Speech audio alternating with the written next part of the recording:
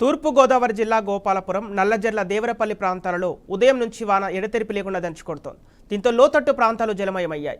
ప్రధాన రహదారులపైకి నీరు చేరడంతో వాహనదారులు తీవ్ర ఇబ్బందులు ఎదుర్కొంటున్నారు. ఇక ప్రయాణికుల రాకపోకలకు తీవ్ర అంతరాయం ఏర్పడింది.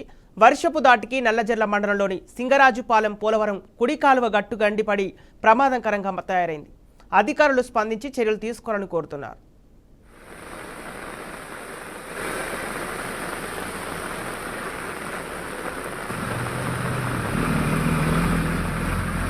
చెప్పండి. ఈ అకాల వర్షాలకి ఈ కాలంలోకి బాగా గండిపడిపోయి రైతులకి దారి చాలా ఇబ్బందికరంగా ఉంటుంది.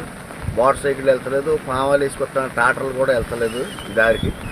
దీన్ని స్పందించి కదా అధికారులు చూసి ప్రభుత్వం దీన్ని కొంచెం చూడాలని మేము రైతులుగా కోరుకుంటున్నాం.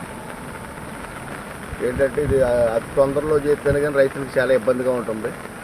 ఈ వర్షాలు ఎక్కువ అవుతుందో ఈ సంవత్సరం బాగా గడ్డిపడిపోయింది కాలంలోకి.